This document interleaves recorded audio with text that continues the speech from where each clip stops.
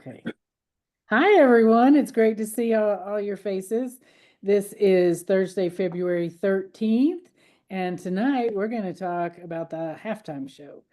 So we're going to start, as we always do, with our introductions and our icebreaker question.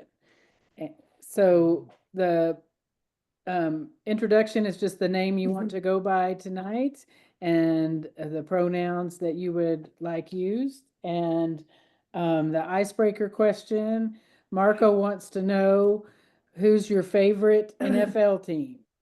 So I'll start, and I'm Carol, and she, her. I'm not a big football fan, so I don't know, if I was forced to pick a team, I guess I would say the Broncos. But I could be talked into other teams. Okay, Marco. Yeah, but okay. Be back. Ready. Let's go. Let's do Okay, let's this. just talk to the group that's here, the real people. Yeah, get you out. Why I go? Name? You got. Thank you. You just got to introduce. Marco was talking to his imaginary team. Hey, yo, everybody. I'm my man, Michael. My name is Marco. I go kill. Be him or King Marco. My bug is the combo. Go, big, go. He said, my team is the Cowboys, and they came so close to getting in the Super Bowl. I don't know about that, Marco. You might have some argument there. Yeah, I can go, come here, I can go. Okay. Liam and Drew. Hello, my name's Liam. This is my bear Carmel. Our pronouns are he, him. My favorite NFL team is the Seattle Seahawks. Oh, Awesome. I love that team. I love that team. You do love it? Yeah, 12th man. Woo. All right. Okay. My name is Drew. He, him.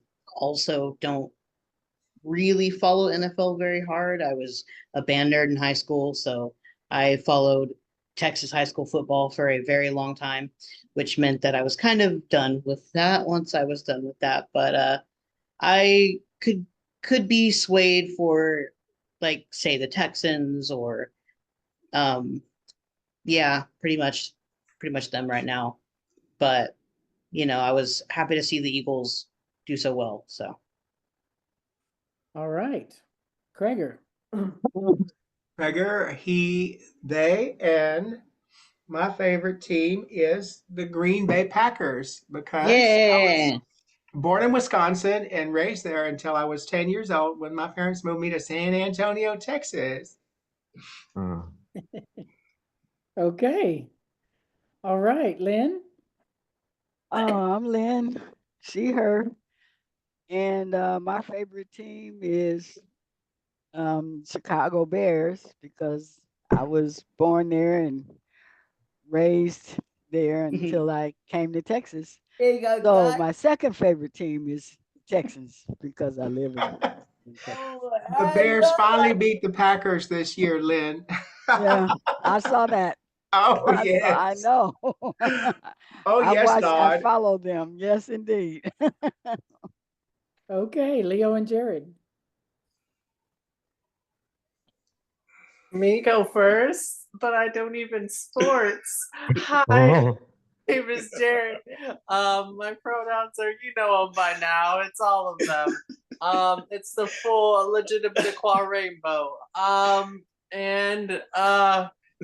support my husband in his sports ball, right? I love his enthusiasm in the sports balls. It's so good to sport a ball.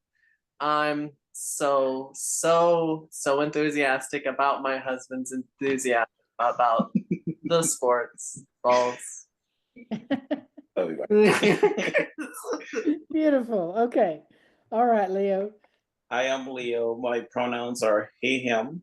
And my favorite team, of course, is the Texans. Okay. You, Yeah, that that might have swayed me over. My second favorite is the Broncos. yeah, that's mine too. Yep. And people always tell me, oh, you know you're rooting for the wrong team, right? They tell me Whenever that the Texans are out.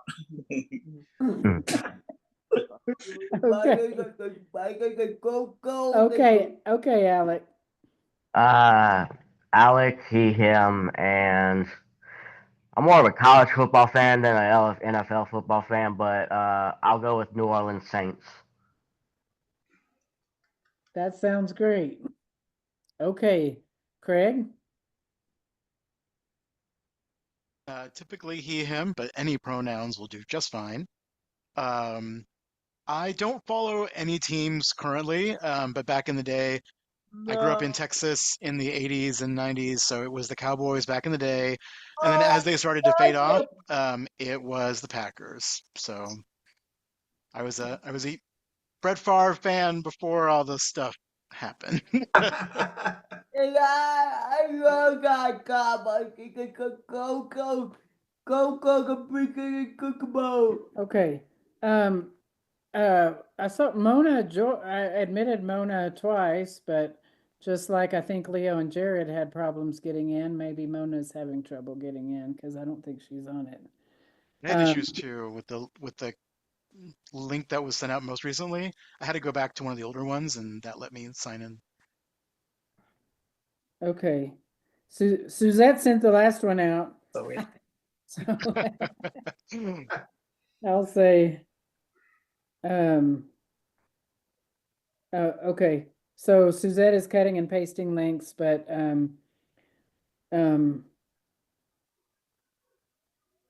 me just tell her real quick to send to Mona.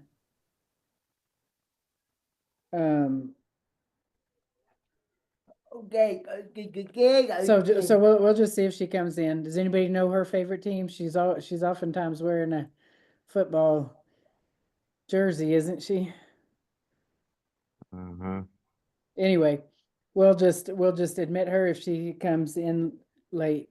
So anyway, so our topic tonight, that halftime show brought a whole lot of commentary, and I didn't watch the game, but I went back and watched the halftime show the next day, and I just thought it was fabulous. I don't well, I'll just say I just thought it was fun and musically wonderful, and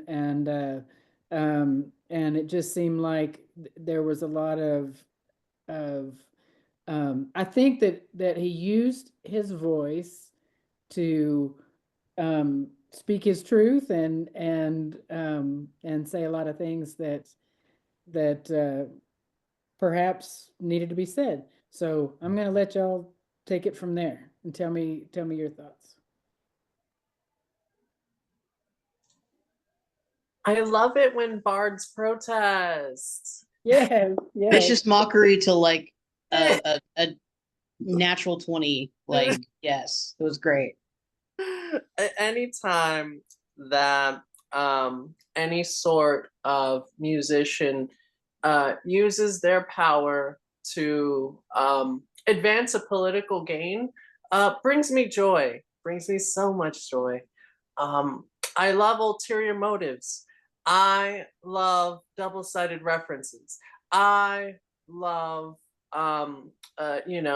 subtleties and nuance. One of the main things that got me into other genres of music was actually artists like Lupe Fiasco, who was talking about controversy, right? Talking about the harder subjects, right? Talking about racism, talking about America's terrible foreign policy, talking about all these different issues, right? And that really did open my mind to all the different outlooks, because for me, I always looked at rap like it was like the colonizers won, and it was just like this money, sex, drugs, lies, videotape, like in that one Kanye song. And it's nice and refreshing to see people use their voice to not entertain, but to piss people off on a global scale. I thought it was quite entertaining as well. Yeah. And so I thought he rolled it all into that. What did Kreger? Well, my first comment is that I'm really happy that the NFL, got Kendrick to do the show to begin with, because, with over 50% of the players in the NFL are Black or African American. And then the Super Bowl now is in February. When I was coming up, it used to be in January, but February is Black History Month. And so I think it's totally appropriate for the NFL to nod, Black artists in this country for that platform. It's a huge platform, and then secondly, I subscribe to Apple Music, and I'm always outside on the bike, or I'm always outside walking, and I just hit Apple Music and I just listen to the playlist of the songs that they play. And so like a lot of people that listen to Apple, I became very familiar with Kendrick this year. He had a number of songs in rotation, heavy rotation. And so I was thrilled to see him on TV, because obviously when I'm walking, I'm just listening. And I'm just listening. So I was just thrilled to see the whole thing on TV and to see him. And I don't know a whole lot about the diss or whatever I read between him and Drake and all this other. I don't know a whole lot about that, but I thought it was a great show, and I just really enjoyed watching him perform live, and where I could see him after all this listening. Yeah. Nice. Go. Okay, Liam or Drew? So I also love the halftime show. Longtime listener of Kendrick. I don't listen to him as much these days because I've switched over to Christian rap. But I wanted to bring that up because Kendrick is actually a really devout Christian, and speaks pretty openly about that, even in his lyrics. He talks a lot about being saved from bad situations by the church, and pursued art, and a lot of his lyrics are deeply theological. He speaks a lot on Old Testament theology in his works. I love the halftime show. As somebody who's listened to Kendrick, I think there's 3 points that I really wanted to touch on at the Super Bowl. I mean, the elephant in the room is kind of the beef between Kendrick Lamar and Drake. But the performance was so much more than that. It was so political. It was so poetic. I really enjoyed Samuel L. Jackson playing Uncle Sam. Yes. That was a huge thing. Him telling him to turn it down, it's too ghetto. And so he, did like a slow track with singing in it and a pretty girl, right? Kind of just saying if you want to win the American game, you have to kind of adapt and correct your personality to what they want it to be. That was great. Also, when all of the dancers, the all Black dancers, were in the American flag formation, Kendrick performed one of my favorite songs by him, and it's called Humble. Now, we have this backdrop of this Black American flag, right? And he is singing a song about how gross wealth can create somebody who has no humility. Basically telling the world, like, during this divide, like, be humble. Like, you might be up here now, but be humble, because it will ruin you if you continue down this road. So I thought it was great to place that song there. Another thing that I don't know if really this audience needs to hear this, but you know how Serena Williams was in the show dancing, the tennis player? Okay, so a lot of people are freaking out that she was in it because, oh, well, she's Drake's ex and he used to stalk her and he used to be really bad to her. And now she's like dancing on Drake's grave because Kendrick won the rap battle or whatever, right? But what I think is amazing and what I think is more intentional on Kendrick's part for having her dance at that specific time is because during Wimbledon, when she won Wimbledon, she did that dance. I'm not going to say the full name of that dance because if this is on YouTube, it will get demonetized.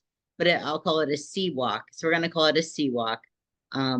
She was doing this dance. It's called the sea walk, and she was doing it with all her heart.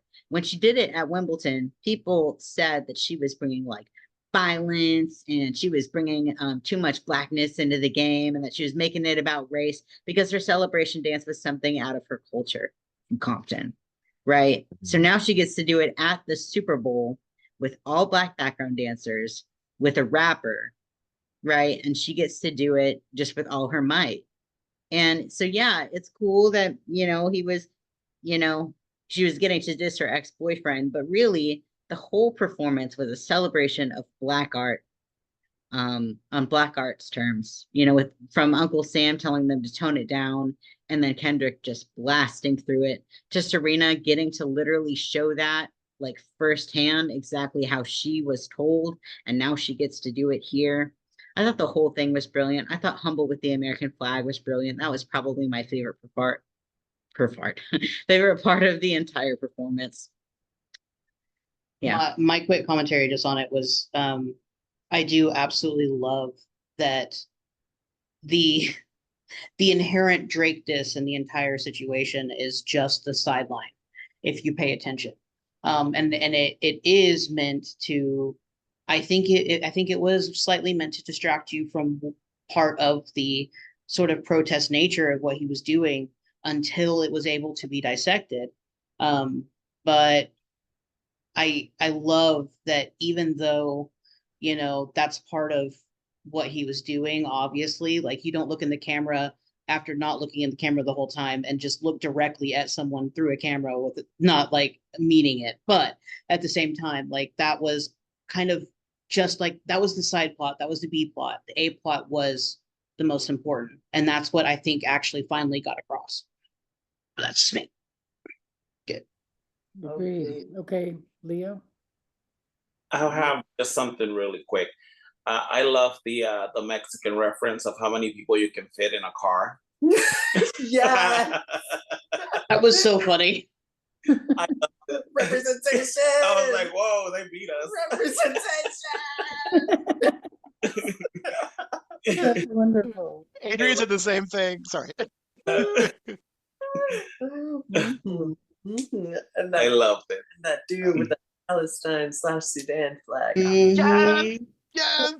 I was gonna say like extra kudos to Kendrick, but also kudos to the rogue dancer with the Palestinian flag. I'm like, the rogue dancer. You wonder how much rogue he really went, but still. 100%. 100%. I was wondering that too. I'm like, oh, oops, we didn't know. Oh, I didn't see that. Oh no. Uh-huh. Oh no, stop that. Oh. Yeah. I thought it was definitely funny that you said that, Leo, because Adrian said the same thing when we were watching it, because we watched it with some friends and they had their kids over, and one of our friends, his son was like, oh my gosh, how many people are going to come out of that car? He's like, I think he's like 10 years old. And Adrian was like, that's just a regular Hispanic family on their way to Costco for the weekend or something like that, on the way to HEB. My husband has been in the car with us when we packed it like that. Oh girl, people on people's laps, on the floor. Ooh, y'all are It's too like hot. bunch of nesting dolls, but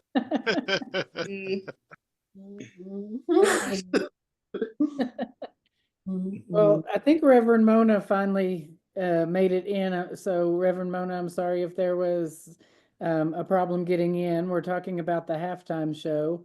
And our icebreaker question was your favorite NFL team. If you want to share yours, this is a good time to jump in. Oh, well, I like Green Bay and Notre Dame. Um, Yeah, I like the northern teams. Awesome. Did you watch the halftime show? I did. Okay. Well, for those of you who, said maybe you didn't catch everything, I think that's always true with any form of art. I don't think we can ever get all the meanings out of it that the artist intended, or maybe we get more but sideways kind of meanings sometimes from some art that maybe the artist didn't even intend. But I think one of the things that just made me so joyous about it all was just I think the biggest question on so many people's mind lately has just been, what can we do? What can we do about the things that we're so scared about in our country, or the things that we're so mad about, the things that just, what's going on, the things that we want to change. And I just think it was just such a fabulous example of using what you're good at, what you're passionate about, to make a statement. And I think even in whether it's big ways or small ways, we all have some way that we can contribute to being the change that we want to see in the world. Alec? Yeah, I guess I'm just trying to my brain is kind of all over the place trying to formulate what I want to say, because after Liam's explanation of it all, like, that helped me a bit, because um, while I enjoy all types of music, I tend to be stuck in my metal and rock. Like, for example, but that doesn't stop me from listening to black musicians. I actually, my favorite vocalist is probably Howard Jones of like the Torch and Killswitch Engage. But anyway, uh, I was thinking about how I've actually been trying to listen to black metal musicians this month, and it's interesting to hear the different perspectives, whether it's Kendrick Lamar's or Rage Against the Machine or Ice-T's Body Count or Eric July of Backwards, who is like completely different from the others. Um, it's like for some context, Ice-T talks a lot, has been rapping about police brutality since the 90s in his band. Um, Yeah, Ice-T has been rapping about police brutality in his band Body Count since the 90s. And then Rage Against the Machine, they rap about a lot, but I think their most famous one is Killing in the Name of, which is about uh, the same ones that burn crosses are the same that work forces. That's their lyrics. And The same then that there's burn crosses. Can you repeat that last part? the ones that burn crosses are the same that work forces, aka police. Oh, I see. And I like that it's spreading amongst the genres. Um, but I was thinking about Eric July's verse in one of my favorite songs of his. It said, it makes sense if you realize the lies. I hate to say it, but your protesting is ill-advised. You push your life into the hands of a bunch of silly guys. It's a contradiction if freedom has to be legalized. When the cops shooting the black man, you focus on the racism, ignoring all the statism. Burning sides. I don't remember the rest of it, but like there's some gold lines in there that like I was just thinking about, and I think it's good as far as awareness, but like you said, it still leaves the question: what do we do? I'm sorry. I'm sorry. Like I said, I was all over the place, but No, that was really good, Alec. Thank you. Thank you. Okay, Leo or Jared? Wow. Excellent taste as always, Alec. Now, I do have a similar critique. It's like what I've always had. Kendrick is a great starter drug for revolutionaryism, right? oh, Great. Kendrick a gateway, yeah, like a Linkin Park gateway band. yeah. He's a great gateway, right? He's no Lupe, right? Mhm. He's no he's like there are artists out there that absolutely are far more conscious of a rapper, of a person than he is.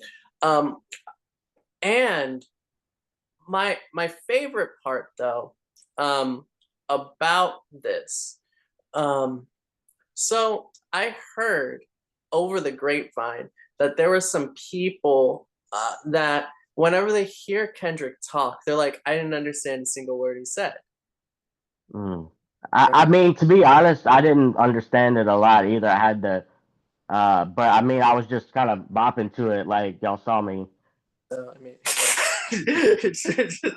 so I mean, like you do have some excuses there too. You were also surrounded by a bunch of loud people who get super hyper about it. But so I mean, we'll be real, be real in context, because I did, I did have to listen a little closely too, because I was in that same group as well. However, my favorite part about that, right, is the dialogue that a person modeling Black lyricism brings to the table. Because, like, for instance, we've had like what, Bruno, Beyonce, like the amount of melanin that we've had modeled in front of people on a global stage has been incredibly colonized. Usher, colonized, right? Has been incredibly I guess you would say white passing, has been incredibly articulate Black person, right? Has been very Are just bland and unseasoned. yeah. And like just unfried, right? Like just the rotisserie chicken, right? And so not hating on the rotisserie chicken, right? Like sure, like it has its role in all that, right? But the dialogue that it brings for someone to template, right? Like Blackness, right, on a global stage, and not like switch it up to where you leave out ebonics, you try to articulate your words a little bit more, right? You make things, you freshen things up so that everything sounds good, right? That's actually been my favorite part of this whole ordeal, because it creates a space where we can talk about racism in ways that you really don't pay attention to, right? Like in the more subtle ways, right? Like you get to really identify a racist by things like, well, I mean, whenever you say I didn't understand the words that were coming out of his mouth, why do you say it like that makes him a lesser human being? Like say it like that means that he's not a good singer, rapper, etc., right? Like just because you can't understand, how about you fucking try? Oh, how about you freaking try? I mean, I had to train my ear to listen to metal, so like I can train my ear to listen to rap. And it's that failure to dig deep that does create this divide that's in this country, because even though you may not have had a Black experience, a Mexican experience, a whatever experience in your lives, right, you can relate to the feeling behind everything, right? And that's what it means to experience empathy, right? Sympathy is like, oh wait, that sucks. Gaza? Oh no. Well, man, it sucks being home with Palestine over there, but that's right. But like, to be able to like hear the Black struggle on a global stage, to be able to experience, right, Black rap, and actually try and work to understand the dialect as it is, not as it's been changed to make it easier for you to swallow. That is empathy. And it's the type of thing that makes it a little bit more understandable why some people are able to feel Kendrick, and others are struggling to understand the people who do feel him. Like if you I just think I mean maybe it's just me being autistic, but like I think it would help if they were more, I don't know, what I called spicy, because like the more obvious it is, like for example, Kendrick isn't as obvious as like Ice-T and his song No Lives Matter, right? um he I remember So that. like I feel like if he was more blatant, like Ice-T, like telling it like it is, I feel like the dialogue would progress more, even if it would piss more people off. But would he be invited to the Super Bowl though? Oh, that's a good That's a good question, because like like his music doesn't have screaming in it. It's all rap, but it is like heavy instrumentals. Yeah. I mean, I would invite Lupe Fiasco to the Super Bowl. He's gonna talk about all the things the news doesn't. Like if they're like, and I'm sure they vetted Kendrick Lamar's soundtrack beforehand, and Mm. Kendrick does have anti-racist, vibes to him. He's not exactly full. Like, there's no exact song that you can point at that says fully anti-establishment, burn it all down. They're Right. not. He's not MWA. He's Yeah. not NWA. Does it say the police do procreate with them? Yeah.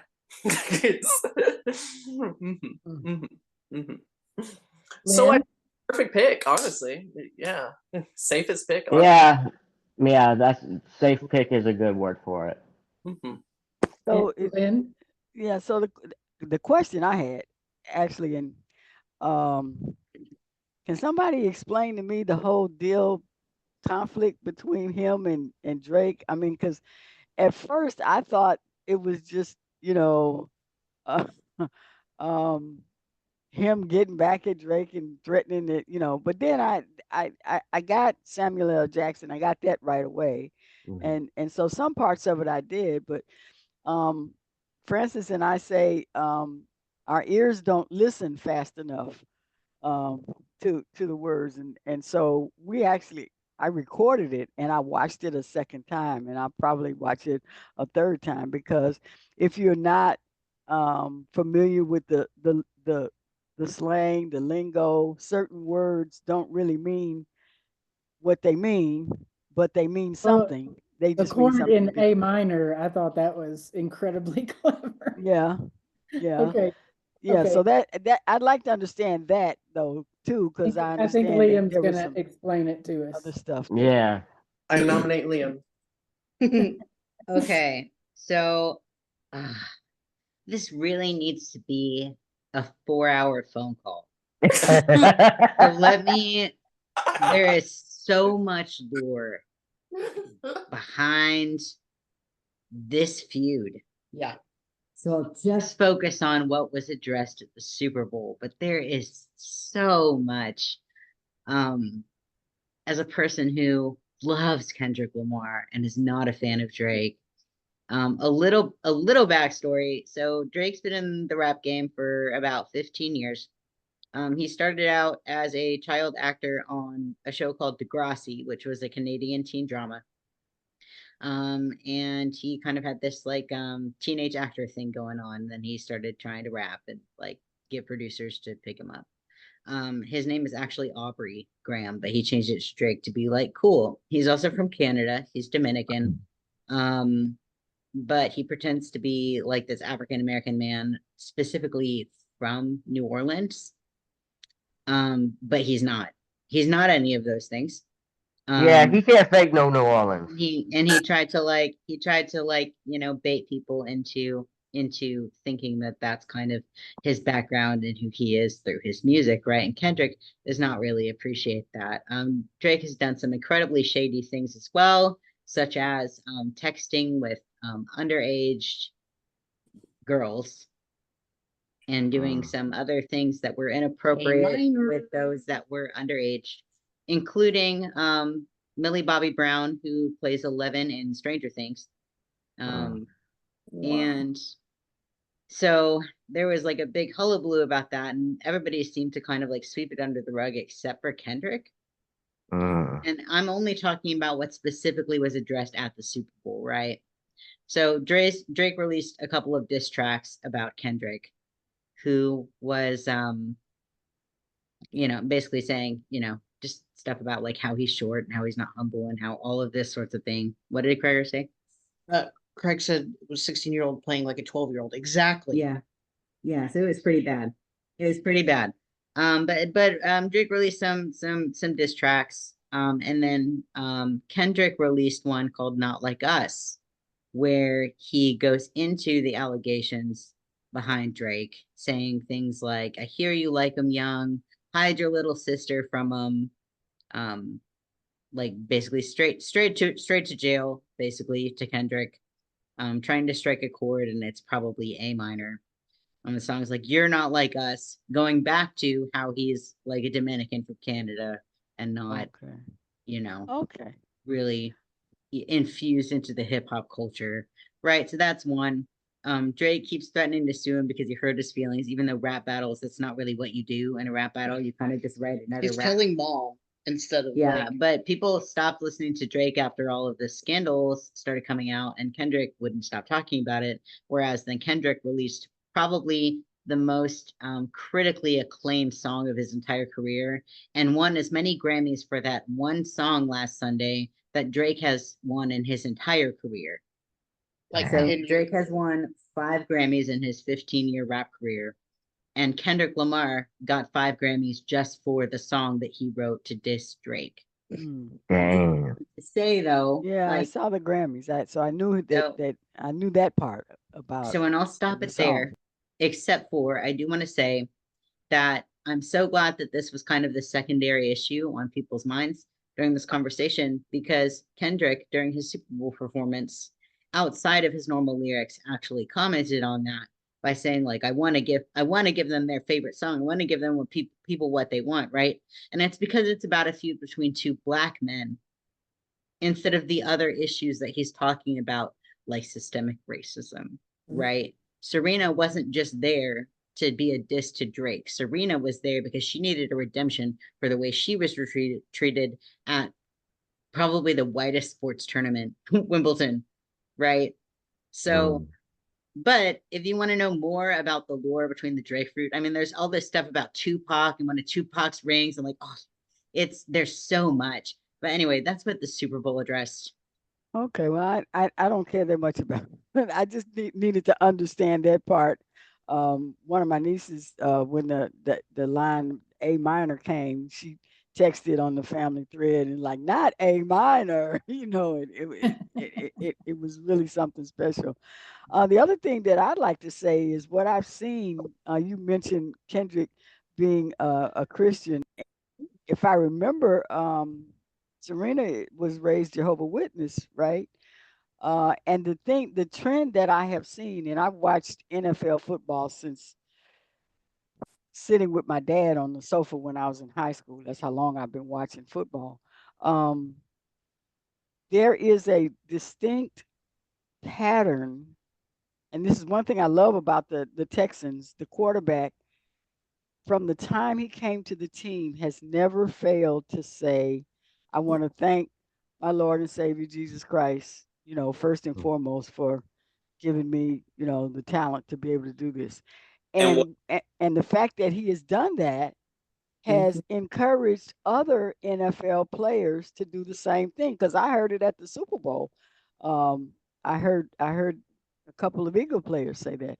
And I've been watching football a long time, and I don't ever recall as many players actually professing their faith the way they have in the last year or two, which I think is a Yeah, good thing, Yes. I remember whenever Tim Tebow wore the verses on his under eyes, and like that was a big deal too. right? Mm. But does that alienate people of other religions? Leo, weren't you about to say something earlier when? Oh no, I was just saying, but the media usually cuts that part off where he says, "I want to thank my Lord and Savior." Yeah, they do. Mm. Hmm. But But that's he's done it since he first got here. how he starts every Mhm, interview or every talk he gives. mhm. Yeah, Yep. that's true. I don't know, Carol. In terms of alienation, I think, I mean, sometimes you see kickers giving the sign of the cross before they kick the ball. So it's there. You just have to see it, notice it, pay attention to it. Um, and in terms of alienation, I don't know. I think some people are brave enough to say this is my Lord and Savior Jesus Christ, and others are not as demonstrative. I'm not sure Well, I mean, alienation. what if, a Muslim or a Hindu express their faith in that same That way? would be okay with me. I mean, I don't think I it would be wouldn't. okay to the to the media to a Well, lot. they probably cut it off just like they do, with CJ Stroud.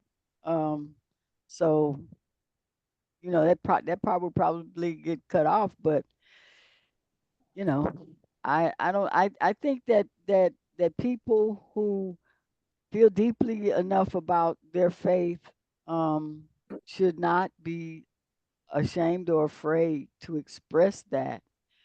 Um and God bless them if they do. I think that's important. And I think And by saying feel that, Lynn, strongly enough about their beliefs to take a knee, I think Mhm. should I think that's also a very strong statement that to me seems about as patriotic as you can get. Well, not only that, when we kneel, we are usually praying. That's the only reason that we kneel is to pray. So how can you think of that as being a disrespectful action? And I've A lot said of that people from the think that beginning. taking a knee is disrespectful. Well, I mean, and so what are they doing when they take a knee? If you just think about, what you're doing when you take a knee, generally you're either proposing to someone because you want to marry them, or you're praying. I That's a mean, very good point. Yeah, and that I think was exactly the point that yeah. got that started. Kreger, I interrupted you, I think. no, I was just going to point out that that's how CJ Stroud starts his interviews. It's kind of just giving a shout out to what he's for and not dissing anything that he's against, you know? Like if he, so it's one thing to come out and say you're in favor of something, but letting other people have their choice about what they want to do. He's just simply saying, "I thank my Lord and Savior," and then and move on with, "How did you throw that interception in the second quarter?" Okay, good. Okay. All right. Liam or Drew?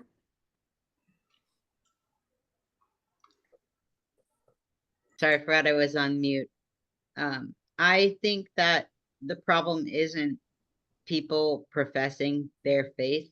It's a society that only lets certain people do that, Mm. right? But that doesn't mean that I should be silent. It just means that I should vocally fight for others as much as I do for myself, right? It doesn't mean that I need to mute my own self or dim my own light. It just means that I need to start fostering an environment where other people can also be spiritual, um, there was after post-election in the town I was previously in, there was a meeting of a bunch of progressive people at the coffee shop I worked at.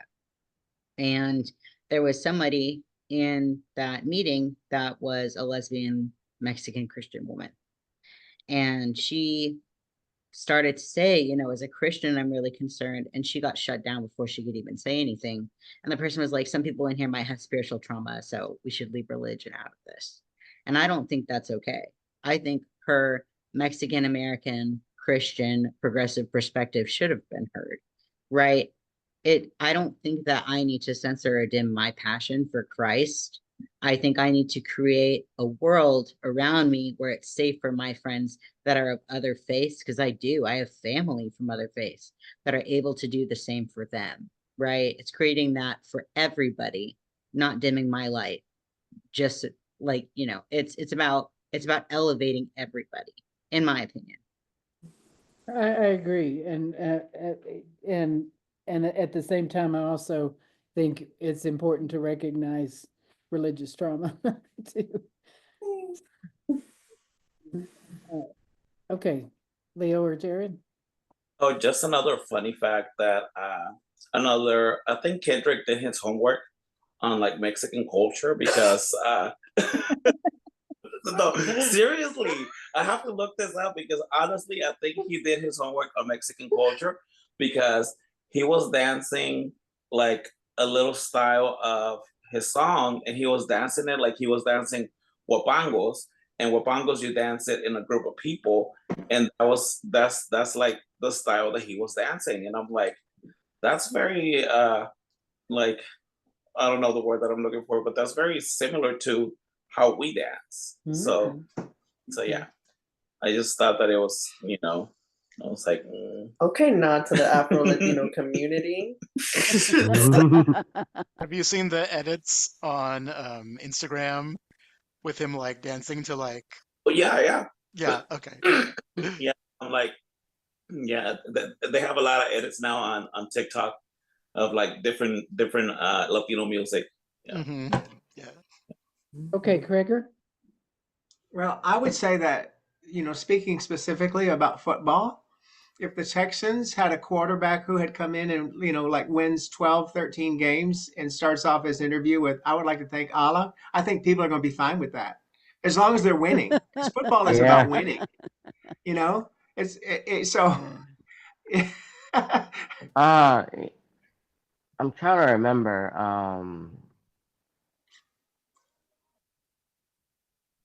Well,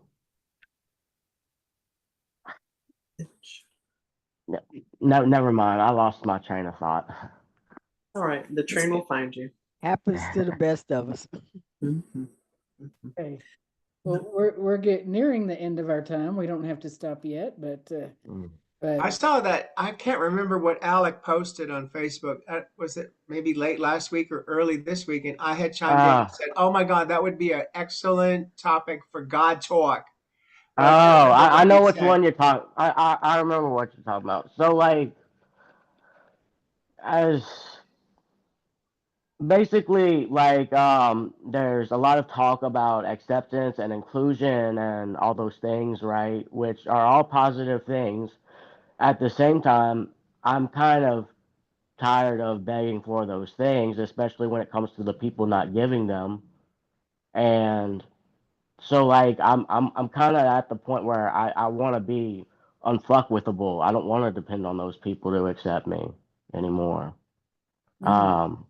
Whether that be, you know, the government doing its thing with our gender markers and shit right now, or just like relying on community to afford our health care or something, and like just not worrying about the government taking our health insurance away from us. Because I know of a couple of trans organizations that do raise money for our healthcare. It's just as the trans population grows, there's not enough organizations in the world doing that.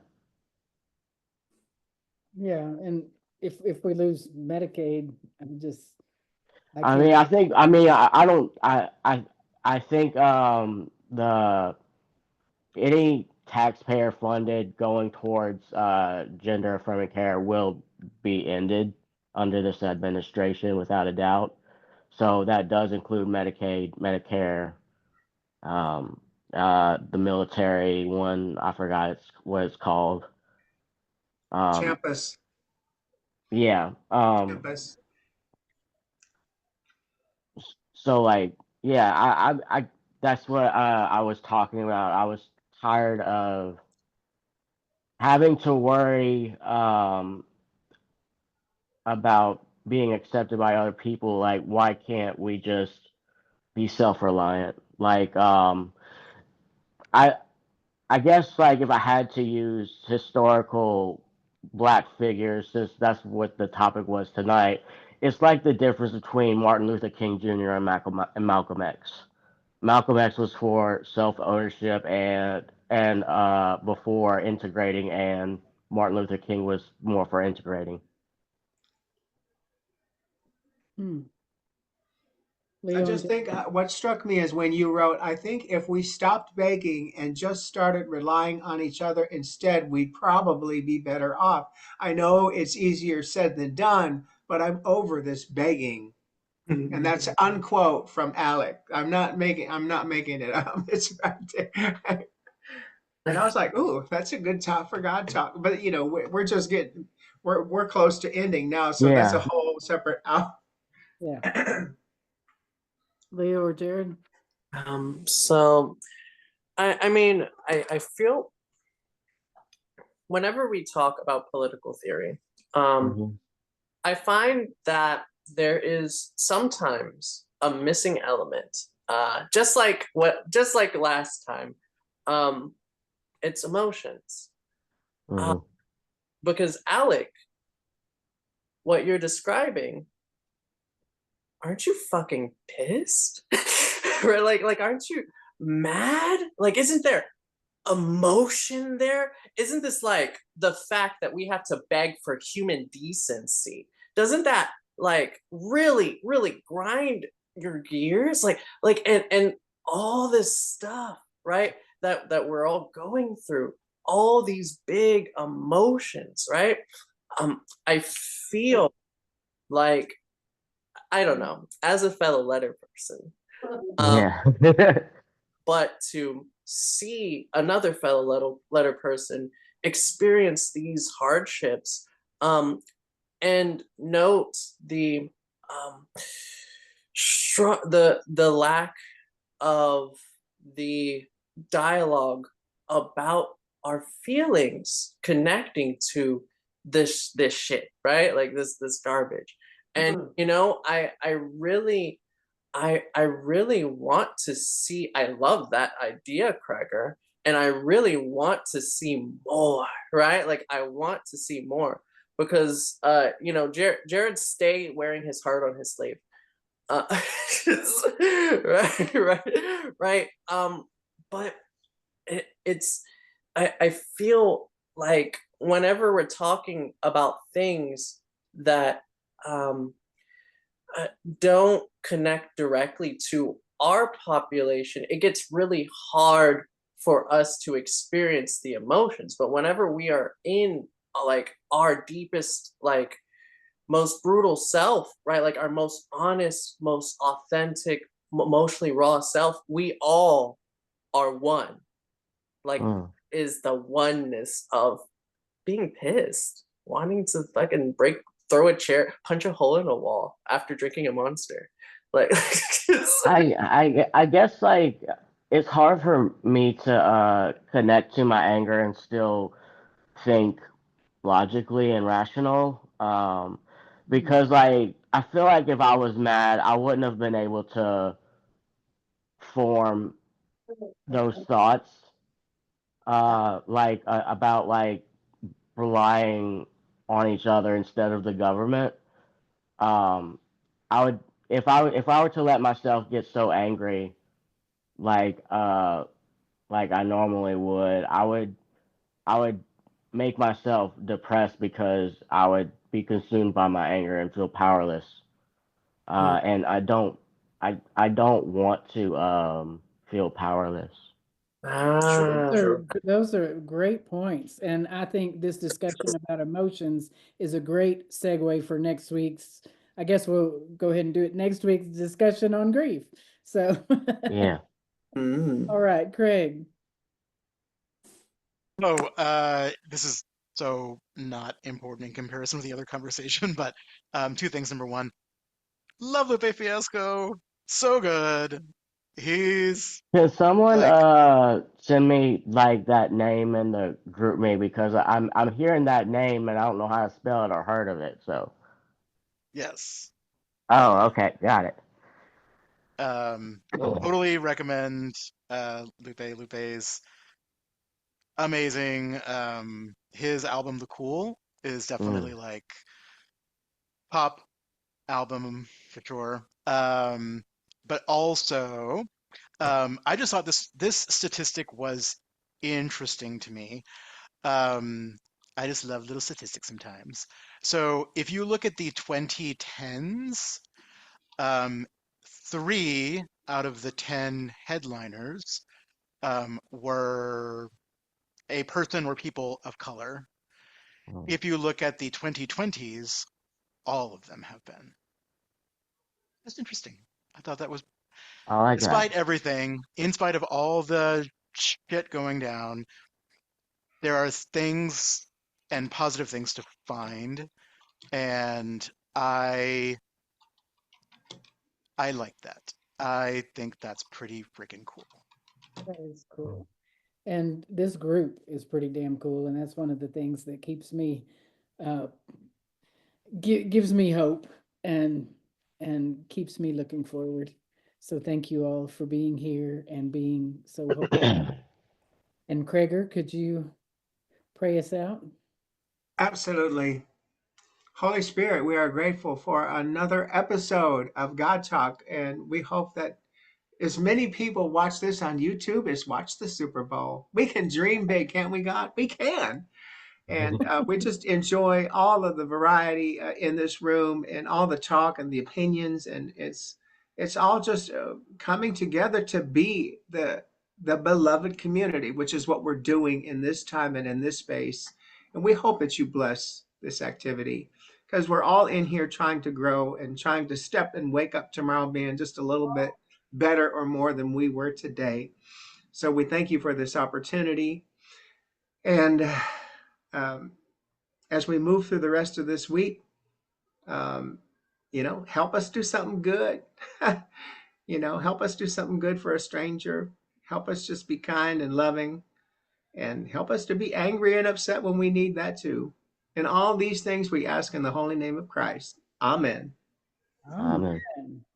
Thank you all. Bye See you. bye bye. See you Bye, next week. Marco. Thank you. Bye, Bye, Mark. Marco. Bye, Marco. Bye, Marco. Bye bye. Bye, Carol. Bye, everybody. Go. Bye, Carol. Mona. Bye bye. Bye bye. Mona. Everybody. Later, Alec. You're amazing. Bye.